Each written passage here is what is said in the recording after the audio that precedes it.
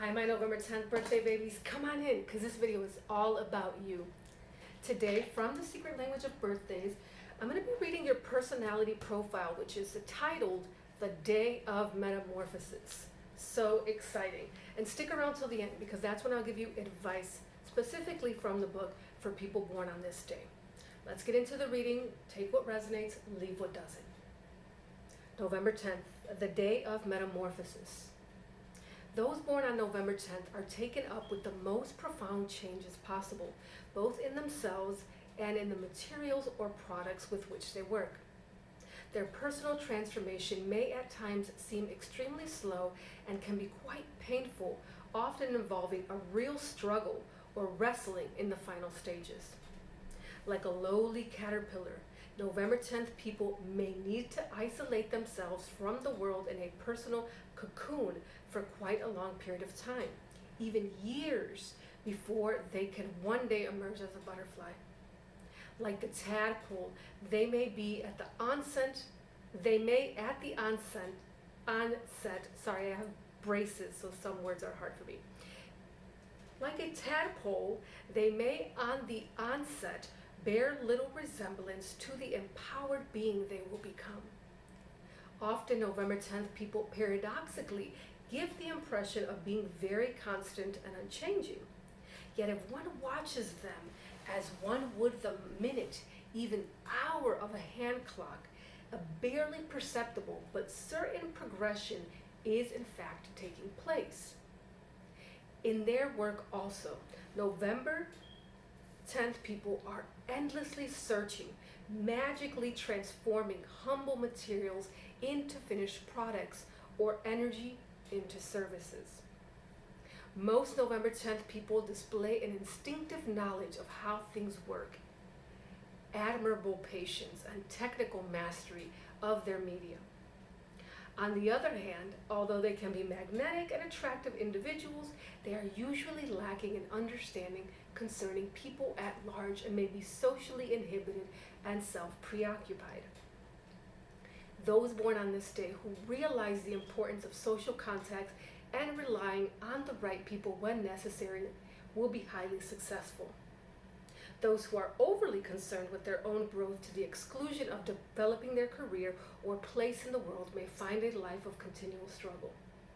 The phrase, "it's not what you know, but who you know," may sound a bit mercenary or crude, but certainly holds more than a grain of truth. At some point in their lives, November 10th people will probably take the rap for having an overly critical and intense nature which is not easily satisfied. Also, their characteristic high seriousness and idiosyncratic habits can rub some people the wrong way. It is true that friends, family, or lovers will have to be extremely faithful when trusting in order to stand by them year after year. The self-confidence of November 10th people is not always the highest when venturing out into the world, but even when they get depressed, they maintain a sense of pride and belief in their own worth. Although their personal interior space can be seen as dark from the outside by others, yet they themselves know it well and feel comfortable living in it. Like a blind person, they have thoroughly explored this inner world and therefore have a realistic notion of their abilities and limitations. Not surprisingly, they rarely overreach, but on the other hand, may ultimately not reach far enough. Thus, self-knowledge is usually both the cross and the salvation of these fascinating, intricate people. Love it.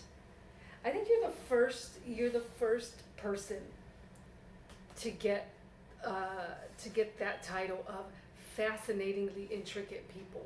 They don't say it that much in this book. They say it sometimes in paragraphs, but you never get it like, boop. So you're intricate. Learn how to navigate your inner space.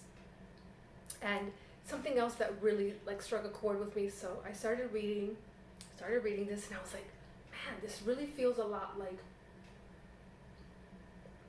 me. And it's happened to me before, and then it hits me. Oh, right, I'm reading for the 10th. the 10th of whatever month it is. A lot of times those profiles tend to resonate with me. There's things in all the profiles, you know, we're all, you're special, but we're all kind of intricate people, and so there are things from all the profiles that struck a chord with me, but it's always when I read for the 10th that I'm like, wow, this is really hitting really close to home, and that's because I was also born on the 10th, and so maybe there's something about us. But it did mention something here that I wanted to say. Oh, about the cocoon. You know, that was you know, the large imagery that you got in your reading, and something that I did this year that was cocoon-like that I really highly recommend, and I would love to not just mention it in these videos, but do a longer video for you if you're interested. I decided to take a 1-year break from social media, and I am about 6.5 months in, and by social media, not YouTube. By social media, I took a break from Instagram, Facebook, and Twitter, and that was sort of my cocooning. And because I took that break, I decided to and have focused on other things that I really do want to do, like some longer format videos like this, and not so much the small little bites, the little snacks that, you know, you give people when you're on a platform like Facebook and Instagram and Twitter. I wanted to give you, maybe not a full meal, but a dish, right? Instead of those little snacks. And also, while taking this break, and I highly recommend it, I ended up finding a lot of other places online that people connect. And this year more than other. I think starting in 2020, we're going to find a lot more groups. So whatever it is that you're interested in, you can, you know, go in your little cocoon. You don't have to be on the most popular platforms, because that's not always where your group is going to be.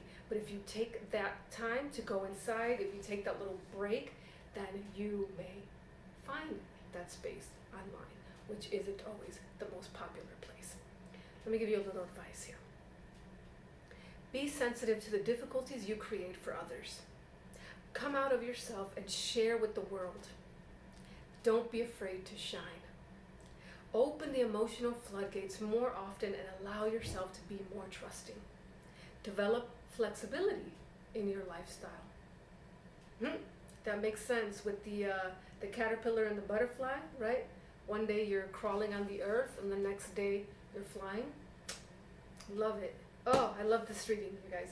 If you're watching this on your actual birthday, cheers to you.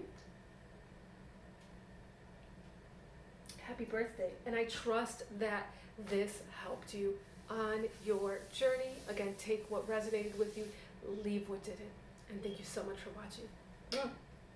Take care.